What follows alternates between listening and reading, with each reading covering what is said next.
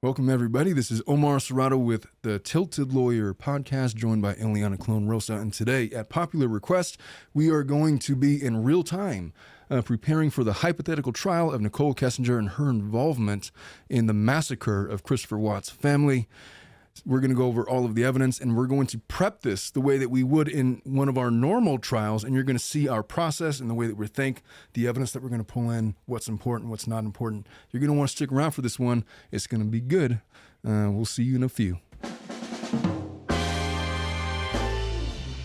Whatever you might be going through and wherever you might be, this is Omar Serrato with the Tilted Lawyer podcast. I'm here to take your mind off of things. Yes, I'm an attorney.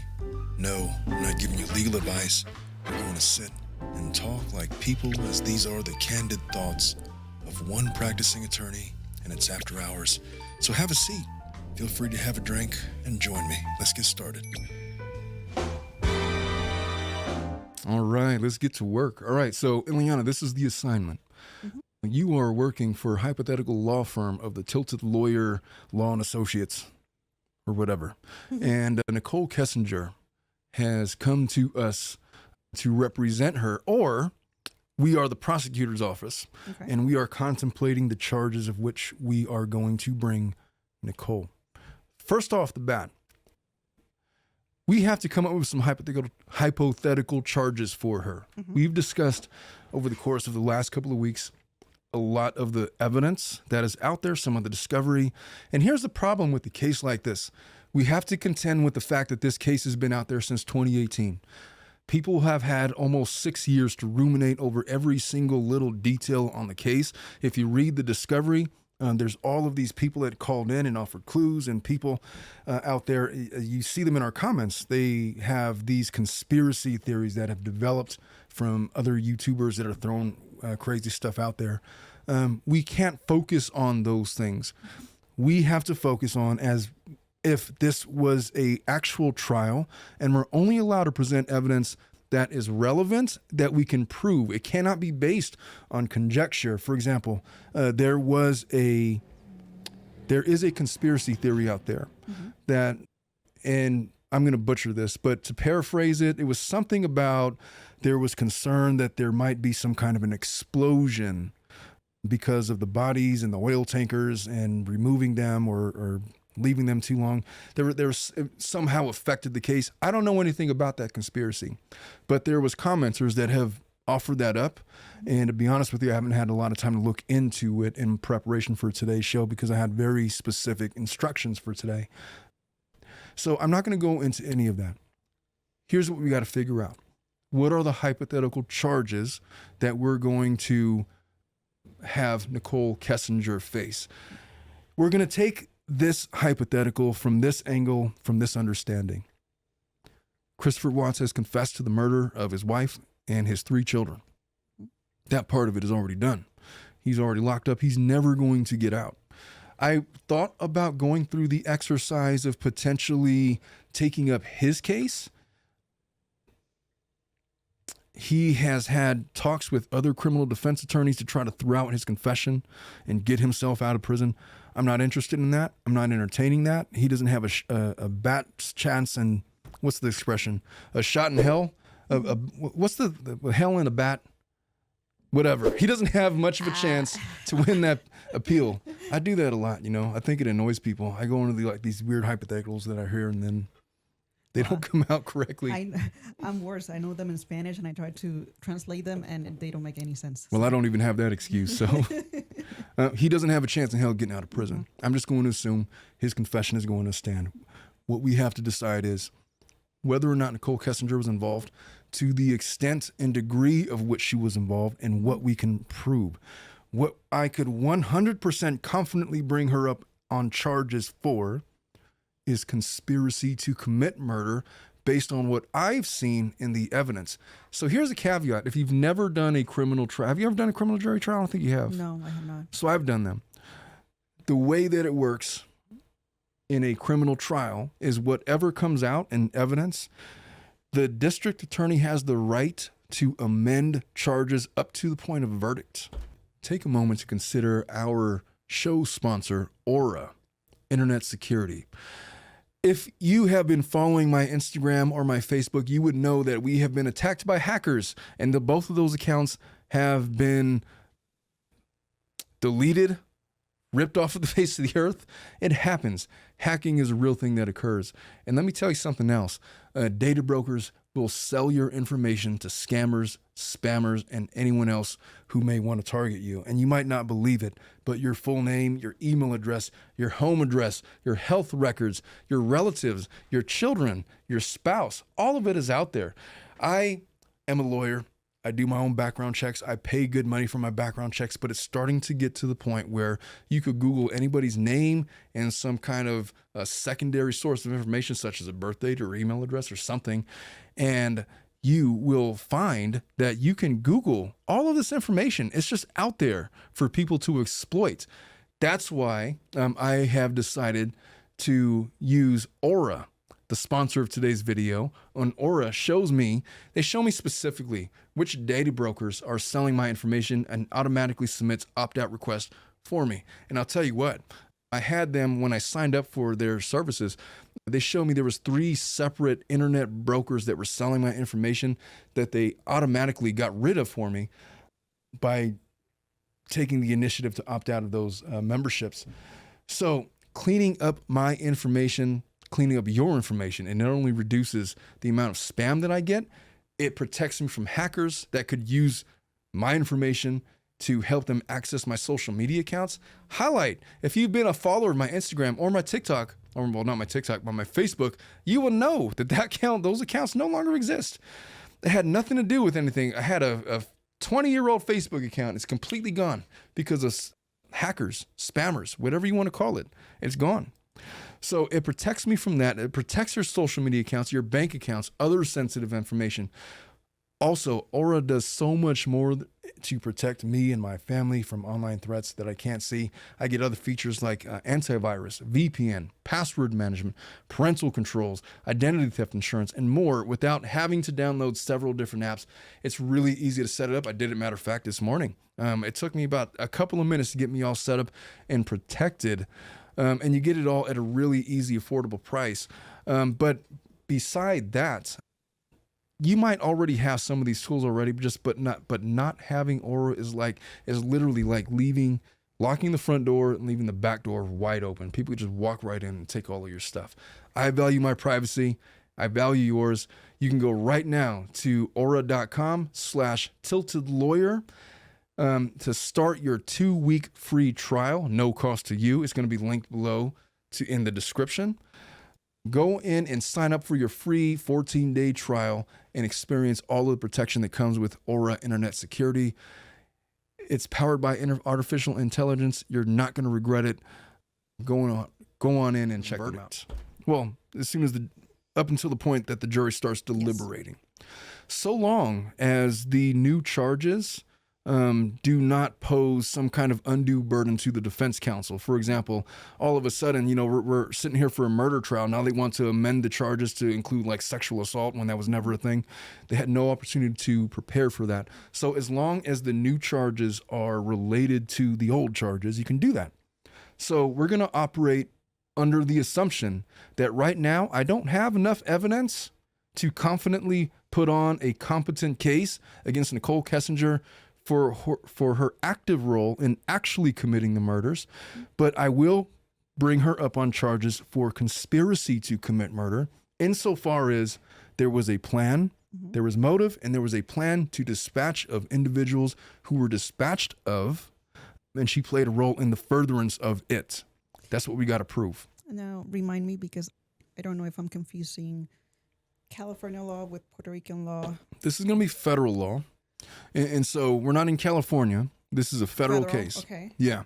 But I don't know why I keep remembering that there was some rule where you can change the charges as long as they are not like a worst, or you can go less but not worse. Oh, the sentencing floor. Yeah. Well, the way that it works is if there is evidence that comes out, like some surprise witness came out and like broke the whole case open, which implicates on further charges, that would not have reasonably been known. Of course, yeah. then you could amend the complaint. But what you can't do is sit on that for months. And then all of a sudden it's not going the way that you hoped. And now you want to bring in this new charge based on evidence that you had way back then. Okay. You can't do that That at the was state level or the federal level. like, I remember something in one of those tests that I like in my mind, it's like, I can go down, but not up except for this. So that's, Yeah. I mean, it all just, it makes sense. it's meant to protect against undue surprise. Exactly. Because a criminal has a right to defend themselves. They have the right to confront witnesses, the right to know what they're charged with, and a right to a speedy trial. And all of a sudden you're sitting on this other information. You have to disclose everything to the defendant. Otherwise you're looking at Brady violations and potential other stuff that could happen. So let's just assume right now that, in full disclosure, I don't know the case as well as some of you in the comments very clearly. I have not spent the last 6 years ruminating over this case. This has been a 2-week journey for me. I've developed my own theories just on stuff that I've seen from the actual discovery. And some of you are going to write in. I could already hear it. I'm already reading it in my mind in the future that the discovery was incomplete and it was incorrect and there's so many holes and all. I know that. I know there are holes. But the discovery is what is tangible that I have to work with, and it's not based on conjecture. It's based on the actual investigation. There's going to be things that you're going to hear me call for in evidence that is not in the discovery. And those are some of the things that if I was prepping for a trial, that I would subpoena those records. For example, the cell phone pings. Why are we relying on cell phone pings? Why don't we just get the GPS data from her phone? Or Google Maps, Waze. There's a number of different apps that track GPS. I would want to see those records. And if it's a moot point because she had her phone off, well, that's really important information because it goes to possibly implicate her of a plan to hide her phone activity, which leads to guilt. That's like the Murdaugh thing that happened in his case. So just know that I know that we're not operating off of perfect evidence. If there was perfect evidence out there, this would not be a hypothetical trial. It would be an actual trial. There has been a lot of criticism on the part of the district attorney in this case, Rourke. I forget his first name, but he went on a podcast with his wife. And somebody in the comments had wanted me to review and get my thoughts on that. I haven't had the time to do any of that. But I know kind of the tenor of what he was saying. He was violently speaking out at people that wanted Nicole Kessinger prosecuted, saying, you guys didn't know anything. And he's just basically saying, I'm smart, you guys are dumb. They're junior detectives. Yeah, the DA in this case. So I haven't listened to him. I've never heard that podcast. I don't know exactly what he says. So if I'm mistaken, please be gentle. I'm just saying it makes a lot of sense that he would take that position because oftentimes as attorneys, we have to defend why we did what we did all the time. So in a high profile case like this, you have the overwhelming general public of the world asking you why you did not investigate Nicole Kessinger further, and in essence calling you incompetent in your investigation. And as a district attorney, you're going to be a little defensive, especially if you've been listening to it for 4, 5, 6 years now. And so, again, haven't listened to it, but it doesn't surprise me that he's pushing back so heavily on this. So I'm taking him out of the equation. He doesn't have to do anything. I'm taking up the charge. I am of the position, after our last couple of episodes, that Nicole Kessinger is guilty of something. What I'm unclear of is whether or not she's guilty of actual murder or if it's just the planning of the murder. And that's what we're going to kind of get to. So right off the bat, this case is on my desk. I'm envisioning a 3 to 6 week trial already. We have to come up with our theories of the case, opposing theories of the case. I don't know what your approach to trial preparation is, Eliana, but the way that I've been taught to do it and the way that I've done it is I always come up with my closing arguments first, which is what I want to prove. And then in the process of doing that, I come up with my opening statements because it drives my investigation. If I want to prove these things, if I'm saying this is true, I can't just say that. I got to show the jury why that is. And so my hypothetical or rough opening and closing statements drive my investigation. Okay. How do you approach it? I usually go into like the specific law, like what do I need to prove? Yeah. And I make a list, like bullet points. This is what I need to prove. And then I start writing down under each thing that I need to prove, what's the evidence that I have to support or against me to prove that point. Then I go to the closing. And of course, at the end, like I do the opening. I guess the opening, it makes a lot of sense to do it last once you have everything, because it's like the introduction of what you have already like prepared for the trial. So. Well, here's my theory behind it. I have a framework for what I want to prove, but it's a rough draft. And so it changes as my evidence changes, right? So, but you're right. We got to prove the elements. So what are the elements? 18 U.S. Code Section 1117, conspiracy to commit murder, conspiracy to murder. This is the statute. If two or more persons conspire to violate sections 1111, 1114, 1116, 1119, basically murder, of this title, and one or more of such persons do any overt act to affect the object of the conspiracy, each shall be punished by imprisonment for any term of years or for life. So this isn't an automatic life sentence, but there are certain sentencing guidelines we got to commit. Here's what we got to commit. Well, here's what we've got to prove. There was two people, Nicole, Chris. Yes. Conspired to violate these specific sections. One of them is murder, to end the lives of Shanann and possibly the children. And any one of the two acted affirmatively to make that happen. The overt act.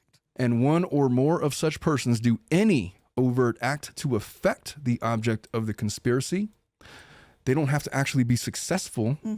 They purchased a gun at Walmart. Exactly. And lied in wait, waiting for somebody to come home, something like that. In this case, the object or the agent of the conspiracy is Christopher Watts. Unequivocally, we don't have to prove that. It's already been proven through his confession. Regardless of whether or not you think his confession is true or not, we're going to rely on that at trial. Matter of fact, I'm going to make a motion in limine to take judicial notice that element 2 of this statute has been proven. I don't have to prove that anymore by virtue of Christopher Watts' confession and subsequent conviction, and he's sitting in jail right now. So element proved. Now, all we got to prove is that there was a plan to do this. To do that, yeah. That's all we got to prove. The burden is on us or the prosecutor. Well, okay, are you going to defend Nicole? I need to know. I don't think so. All right. It's so hard for me to take the defensive position in criminal cases. Well, I'm used to it. Here's what it would look like. This is a hypothetical opening statement. You just got to let me cook for a minute. Let's just say I'm criminal defense attorney. I got to imagine what the defense attorney is going to say in response to my proof, my evidence, my case in chief. And it might go something like this. Nicole Kessinger. She was not a morally outstanding person by any measure. She's guilty of adultery. She is guilty of falling in love with a man and carrying on a relationship with a man who was actively married to a woman with children. But that's all she's guilty of. The prosecution wants you to believe, on the strength of a 111-minute phone call that occurred the night before the murders, as you're going to hear in the evidence, and on the strength of faulty cell phone pings that came about from discovery that are inherently flawed, that conflates basically to conspiracy to commit murder. You're not going to see any evidence whatsoever of any overt planning on her part You're not going to see any conspiracy or any evidence that she had any communication with Christopher Watts for the sole purpose of planning the murder of a family. You're going to see evidence of her speaking with interrogators. And I will admit, you will see. And she is very ashamed for me to have to stand up here and tell you that you're going to see her be untruthful with the police with respect to her relationship and the depth of it with Christopher Watts. It's not an easy thing to be confronted with the prospect that people know that you've had an illicit affair with anybody, let alone was the main object of affection for a man who ultimately murdered his family, as he's already confessed, Mr. Christopher Watts. What she's guilty of is being ashamed of her affair and trying to hide it in what she told the police. Did she delete evidence? The evidence is going to show, yes, she did. But it's no different than any one of you who has ever had a relationship that has gone sour to a point where it makes you so physically ill because of what they did or whatever happened that you don't want any traces, and she deletes it. That is not proof of conspiracy to commit murder. The evidence is going to show that they had this 2-month whirlwind relationship. She may have had hopes and aspirations towards a future with Christopher Watts, but what she did not have, and what the defense, what the prosecution is not going to be able to prove, is that she played any role in the planning or the carrying out of what that monster Christopher Watts did. Hypothetical opening statement. What the DA is going to say. How would you respond to that, Eliana? Oh, God. I should give you the floor. I give it back to you. I mean. All right. So, hypothetical opening statement. For the DA. The DA, well, Nicole Kessinger's defense attorney has a tough job. Yes. It's difficult having to defend somebody that is so clearly aligned with evil that you're going to come to this courtroom and try to convince you, 12 fine people, insult your intelligence and say that, hey, the fact that they had a 111-minute phone conversation the night before the murders, that they were in constant phone communication the day of the murders when people were actively looking for the missing persons in this case and ultimately the victims of this case, didn't amount to some form of planning and knowledge on her part of a plan and a conspiracy to commit murder. I believe, and the evidence is going to show, that you 12 folks are smarter than that.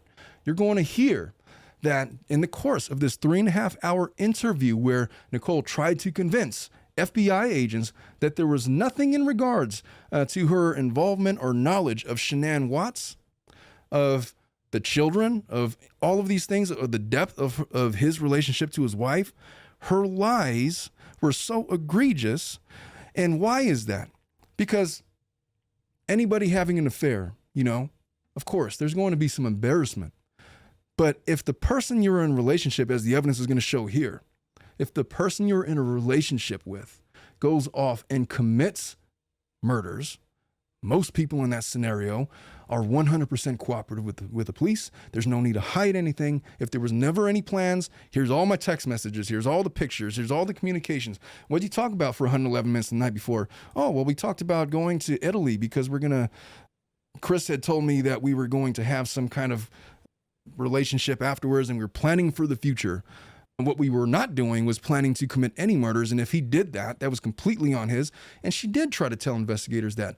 The problem with that, as you're going to see the evidence display, is that she went back and deleted all of the evidence from her cell phones, save for a few text messages here and there, thinking that the FBI couldn't recover it. And she's going to be confronted with those lies, and she's not going to have good explanations for why she did that.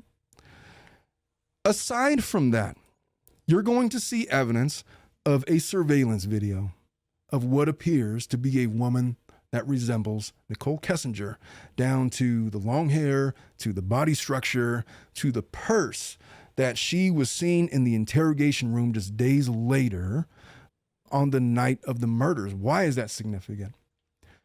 Because you're also going to hear evidence of cell phone pings. And you're going to hear all about the efficacy of that evidence. And you're going to hear all about what it means when your cell phone pings at a specific tower. And you're going to hear that there's only been a few occasions in the history of her cell phone data where her phone ever pinged at the Watts residence. On 2 occasions, on her admitting that she was at the Watts residence home prior to the murders, but more importantly, at 6:16 a.m., the morning of the murders. Why was she there? Was it just an error? I don't know, but the evidence is going to show, juxtaposed with the surveillance footage of her image walking out of the Watts garage for whatever reason, that she was unequivocally there. And if she was there at those times, she was there when the murders were committed. And if she didn't commit the murders herself, then she aided in the cleanup and the disposal of evidence. And how do we know that she cleaned up and disposed of evidence? Because you're going to hear testimony from officers coming in to say that when they entered the home, the house reeked of cleaning chemicals. There were fresh vacuum lines on the entire carpet. Everything was spick and span. There was obvious disposal of evidence that went on. Never mind the destruction of electronic evidence and so forth. So this is where, before I ramble on too far, because we only got so much time, that is a preview of the opening statements. So DA's relying 100% on circumstantial evidence. All the defense has to do is offer a reasonable explanation to the alternative and basically throw Nicole under the bus. Yeah, she's a bad person. She had an affair with a married guy. But that doesn't make her guilty of a conspiracy to commit murders. That's the defense. The DA is going to say, BS with all of that. Look at all of this other stuff, And then, we'll talk about some of that. So let's get into it. Prospective witnesses in this case. And this is not an exhaustive list. So when we took on this task, it was literally, what's today? Thursday? It was on Tuesday when I called us, hey, we're going to do a preparation for a hypothetical trial of Nicole Kessinger. When I prep for a trial like this, and I'm envisioning a trial like this running probably 3 to 6 months, or not, 3 to 6 weeks, there was months of preparation that occurs. I can't get this done in a day. Matter of fact, if I was on the case, I'm like, Your Honor, respectfully, I'm going to need a continuance of at least 60 to 90 days to prep this, and that. There's discovery. There's all these, defense motions, evidence. So this is 100% not how it normally goes. So our analysis and our preparation of this is not complete by any stretch, but this is just kind of a snapshot in how we begin prepping for the case. So the opening statements serve one purpose. They kind of set the tone for what we are looking for in terms of presentation of evidence. We kind of know what the defense is going to say. Their arguments are obvious. So we have to get something really good. It's got to be so compelling. The whole speech about circumstantial evidence. The evidence and the DA is going to give this speech to the jurors during a jury selection. They always come up with the famous, hey, I don't have to put on a perfect case. Just because I have the burden of proving my case beyond a reasonable doubt doesn't mean that I have to prove to you with a 100% perfect case. It just has to be such that there is not a reasonable explanation that exists to the alternative. And that's all I have to do.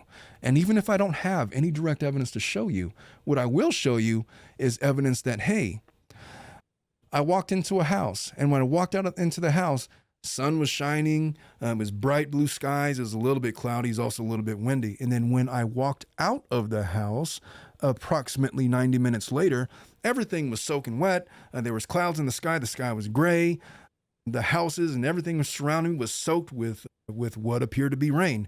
My logical conclusion from that, circumstantially, is that it rained. Did I see that it rained? No. Do I have any video footage of that rained? No. But there's only one reasonable explanation, and I don't think the neighbors just took a hose to just decide to make everybody believe that it rained in this neighborhood of whatever.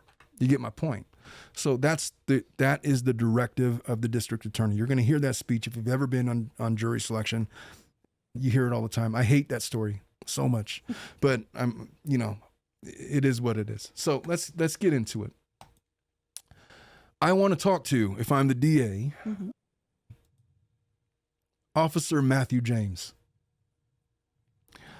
For the explicit purpose, he's going to come in to testify that there was no defensive injuries on Chris. Okay. Is that an important fact? I don't know if it's important or not, but I think that it's important to know that the jury is going to be confronted with a fact pattern that suggests that Christopher Watts strangled his wife. And in his discussion, which is nonsensical, but he says it, she just laid there and let herself be strangled. Is there any truth to that statement, or did it happen a different way? Is it possible that she was drugged? We're going to need to see the toxicology results, right? That's something that we're going to be subpoenaing. Autopsy results, looking for marks around the neck and cause of death and those kinds of things. What did he have help with? Perhaps another person that was in the house, because on the surveillance footage that we're going to bring out, it appears that there was a woman that closely resembled Nicole Kessinger. We're going to pull up that video in a very short while. So I think it's important circumstantially, to leave nothing to chance, that they should just know Shanann Watts was not the type of woman that was going to lay down and let herself be choked to death, presumably knowing that her babies were in danger. What I don't know for sure is the order of the deaths. We don't know that. There's been a lot of speculation. We have Christopher Watts's confession. I've heard one theory out there in the thousands of comments that I've read at this point, that Chris tried to smother the kids first and thought that they were dead, and then moved on to Shanann. And then after it was done, the children didn't actually die. Bella goes into the room and says, "What's wrong with mom?" after this unsuccessful. Do I believe that happened? No, it's just one of the theories. The point being that I can't and I will not be able to say to a certainty the order of operations here. What I can speak to is, obviously the family is gone and there's manner of death. So Officer Matthew James is going to come in and he's going to say that approximately 22:05 hours, 10:05, the day of the investigation, he took photos of Chris while he was in an interview room at the Frederick Police Department. And the photos I took of him were of his shirt off, his hands, head, neck, and face. There was a red mark on the left side of his neck that he identified as a mosquito bite. There was also a red mark on the front of his neck. I didn't observe any obvious other injuries to Chris's body. And then there's photographs. Obviously, those are going to be displayed. This is probably a 20 to 25 minute direct exam, and maybe a 15-minute cross. And so you're looking at this guy maybe taking up an hour or two of the court's time. And this is how we get to like 3 6-week trials, because all these people, they take it's a long process of going through all of them. Is there anything else that I noted here? No, but he's there specifically to say that there wasn't any injuries on Chris. Small piece of the puzzle, but that's what we have. I want Officer Coonrod to come in. He's going to speak to the discovery of the bodies. He's going to come in and testify that he responded to an Anadarko oil well site near Rogan, Colorado, and he has the GPS coordinates marked to search for evidence, and that's the famous oil tankers that we all know by now. And upon arrival, I was advised by the Colorado Bureau of Investigations that they had collected several pieces of evidence, placed them in evidence bags. There's hair samples from the thief hatch on top of an oil battery, parts of a rake, a bed sheet, and other things that had been collected. These items were given to Detective Baumhover. We started excavating a potential dig site about 100 feet from the oil tank battery. The dirt appeared to have been freshly dug. At around 11 o'clock, we located the body of an adult female, which we believed to be Shanann, and it ultimately was Shanann. The body was decomposing at that point, and she'd been there less than 24 hours, which is wild to me. But the body was decomposing and removed at about 12:10 a.m. The body was in a shallow grave. The buttock was approximately 8 inches from the top of the burial site. A Weld County coroner took possession of the body. Photographs were taken. So we're going to bring him in to talk about that. Was this during the summer? It was in August. Yeah, so it was summer. Sense. Yeah. This was on August 15th. So that would have literally been, she was dispatched with approximately 20 hours prior. 20 to 18 hours. And already, I don't know how hot it was that day, but Probably very hot for her to be decomposing already. yeah, but it happens very quickly. Yes. I mean, they've done science on this. If there's heat and there's moisture, shallow grave, it had already started. And so within, less than 24-hour period, we are going to bring in Catherine Lines. She's going to talk about the cleanup of the murder scene. And what she's going to say is on August 14th, at approximately 11:45 in the state of Colorado, county of Weld, town of Frederick, she responded to the police department and met with the search and rescue team and their canines for search efforts regarding the disappearance of Shanann Watts and her 2 children. After being briefed on the situation, I, along with Officer Prez and these other officers and rescue dogs, I responded to the home of the missing individuals, but this is what I needed to say. Upon entry to the home, I immediately noticed a strong odor of cleaning chemicals. The home appeared spotless, and the carpet had noticeable vacuum lines. As we walked to the kitchen living room area, I observed that the television was on a sports show. While standing by the back slider door, Deputy Cash inquired about the little girl's shoes on the back porch. Chris said that the girls wore them to a pool party and blah, blah, blah. The important part is there was obvious cleanup, either Chris or Shanann or both. So we have to establish how this all went down. We got to bring in the evidence. Here's Shanann. She's on the footage. She's coming in. At some point, she was dispatched with, and then they were taken out. We got their surveillance of when at least Christopher Watts' truck is leaving the location. They found the bodies where, at the Anadarko tank facilities. And it appears that somebody tried to clean up and hide the evidence. That would be the implication. Now, she didn't say hide the evidence, and she's not going to say that on the stand. We have to connect the dots with the jury. And so, among other things, she's going to talk about stuff about Chris's facial expressions rarely changing. He seemed to smile or smirk inappropriately, displaying a lack of empathy. Chris lacked eye contact and appeared to be nervous. He was escorted through the entire house. He showed us each room, including the laundry room, where he dug through dirty laundry and again mentioned that he was doing his kids' laundry. When they brought in the canine units, it's important to note that they needed a test piece of clothing for them, and it couldn't have been contaminated with other scents. And so they wanted something that was fresh that he hadn't touched recently. And the story out of his mouth was, "Oh, I've touched everything." And so I don't know what you're going to get out of that. So you could form your own conclusions with that. But again, it's easy to convict Chris. We have to tie this to Nicole. And so you could imagine why this takes so long, because we're inundated with thousands. Look, there's 2,000 pages of discovery, but 2,000 pages of discovery usually generates 5 times that amount in a supplemental discovery from subpoenas and other things that we're looking into. This is just really the basic ABCs of it, and everything else is generated by the attorneys in our subsequent investigations. And so you can see why this takes so long.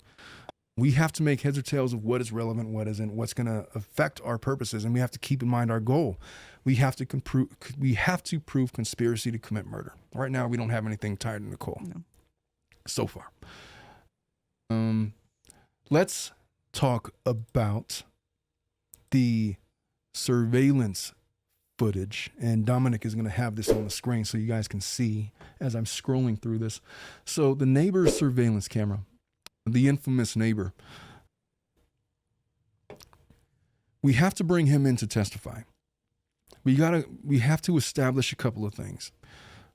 If he was familiar with the people coming and going from the Watts home, if he'd ever seen a similar woman, as we will see on the surveillance footage, going in and out, could he identify that definitively as Shanann? Does that look like Shanann to him? And I don't know the answer to these questions. He might say yes or no.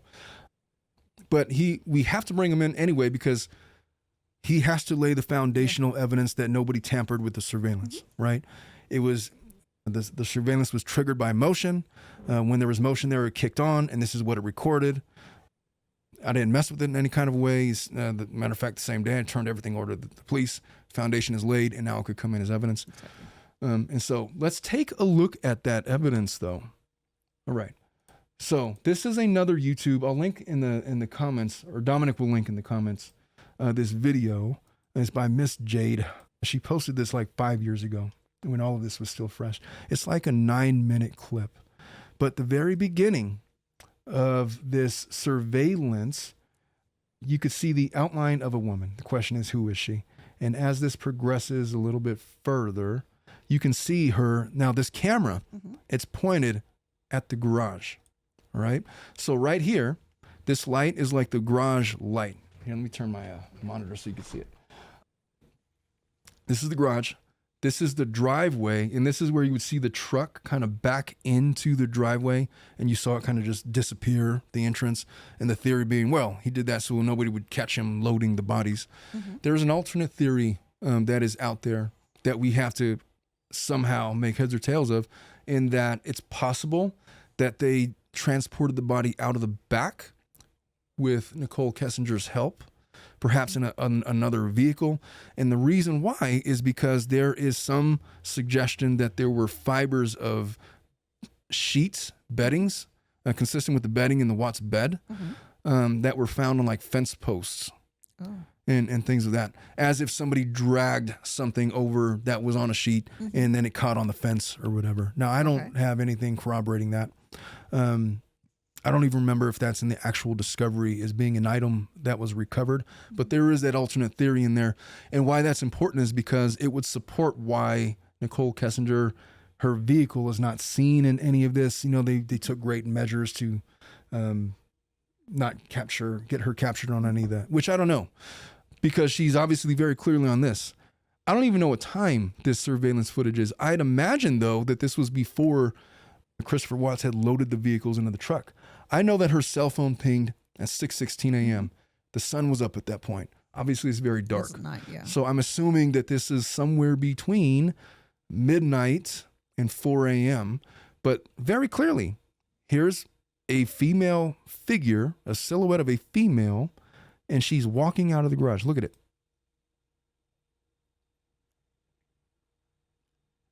And it's slowed down here, but this, let's just pause. This purse looks an awful lot like the purse that she had with her during the questioning at the interrogator's office. Okay. This very exact, the same color, the same shape, whatever. This, to me, is very clearly female hair. I know it's very grainy. And then it just kind of, and that's it. That's kind of the extent of it. And then they replay this video a couple of times, but you can see even better right there. Here's the outline of a face. This is very clearly long hair to me. This is clearly the profile of a woman. Purse, legs, that looks like boots. Does that look like boots to you? Kind of? Like right here. Yes. I can see it. Maybe it's a boot. Maybe it isn't. I don't know. But at the same time, it doesn't make sense from the ankle down. I'll tell you who it's not. Does that look like Christopher Watts? No. Clearly not, right? No. Also, he's wearing like a light tan color shirt or something. Does that look like Shanann? And recall, Shanann was on the Ring camera very prominently with a very pregnant looking belly. This lady does not appear to be pregnant. And look at it again in slow motion. Here is her walking out. Yeah, there's no belly. Doesn't look like a belly. She just looks like it's difficult for me to know. Let me turn this off. It's difficult for me to know what their size profile would be. So one of the things that we would have to do is we have to go to a visit, an investigative visit.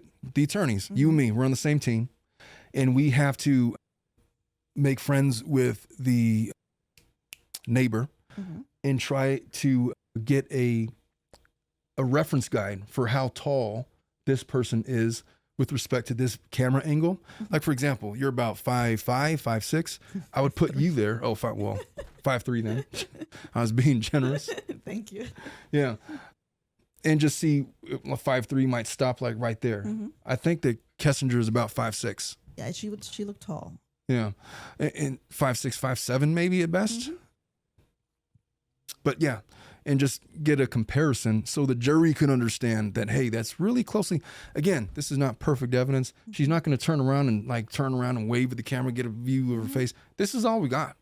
Yeah. We got to take this image and somehow convince that there's no way that that person was anybody other than Nicole Kessinger. Mm-hmm. And we could even ask the neighbor, so how often, if your camera is always clicking on upon motion, how common was it for people to go in and out of that garage after midnight, for example? And we may or may not get anywhere with that question. It might be possible that, well, it was all the time because Shanann was, I mean, I don't know the answer to that question. It happens at my house. There's a cat that crosses almost every night around 3 a.m. And it shows up in the camera almost every night. Yeah. Yeah, but that would be a cat. Yeah. But clearly not a person. Of course, but Yeah. yeah, like comparing it, I don't think it's very common for somebody to be going in and out at that time if it happened like in the morning, early morning hours, unless like they're coming back from work because they have a late shift or something like that. Now, mind you, we are connecting this to the dot of the cell phone ping. Yes. And the explanation is going to be, look, 6:16 ping, why didn't it ping at 12 o'clock or 2 o'clock a.m. if that was her? Because she turned off her phone, dumbass. And I don't remember in the discovery whether or not there was definitive evidence of that or not. I feel like I'm remembering it wrong. But just off the top of my head, I feel like there was evidence that demonstrated while her phone was always on, in this 6-hour window, it was off. And then she screwed up. She turned it on at 6:16, or maybe it kicked on accident, and therefore cell phone ping. And she knows she screwed up, and then, the rest of the day unfolded. But yeah, this is the surveillance. I don't know, Dominic, does that look like Nicole to you? Definitely looks like a female. No, it's definitely a female, right? At the very least, it's not Chris. And then she shows, well, what is she trying to show here? Oh, they're just more close-ups. Oops. There we go. Staircase. There was some insinuation that Nicole could be seen when the officer approaches the staircase. When the first officer gets there, he has it on his dash cam. You could kind of see inside of the house. Okay. And somebody thought they saw like a lady on the top of the stairs. Oh. But that's never been, I want to say it's been debunked, but there's some people out there that are still believing that. I don't think that that's viable evidence. It's not something that I would bring in. This just what Chris Watts was wearing that day. That's the inside of the house. And I'm not sure what else she's trying to say. But the main point of this video is, who is she? So we have to get this in evidence somehow. The only way we're getting it in is by bringing in the neighbor and comparing and contrasting. She claims here that this is a ponytail. I don't see a ponytail. That just looks like her hair is down. But at the same time, the light. Well, this light is really annoying. Yeah. But at the same there's time, some sort of reflection in there. Yeah. But it could be a ponytail too, because if she has a lot of hair and she has a high ponytail, I can kind of see it. Yeah. I can kind of see it too. I don't think from this angle that this is a boot. No, and to me, this is going to be a very Legally Blonde moment. To me, those shoes, they look like Vans, like those kind of like flat slip-on tennis shoes. So Yeah. I don't know. I don't know what's Nicole's style, but that's what it looks to me. Well, Nicole, I mean, I don't know what her style is. I've seen the pictures of her, but to me, that is the profile of something that resembles her. I want to Google her, like, how does she usually dress? And here's what we gotta establish. At what time did Shanann get there? I think it was like at 2:30 in the morning or something. Yes. So then at what time was this lady there? Because if she's there before 2:30 in the morning, she's waiting. Then it's not Shanann. And if she's there after, then it's either Shanann or Nicole or mystery woman. Who is she is the big question. Not the best evidence, but compelling nonetheless. There's another surveillance footage out there that appears to be young children running. I'm not going to get into those just because we don't have the time. But let's continue in our preparation of how we're marshaling this evidence. So let's get in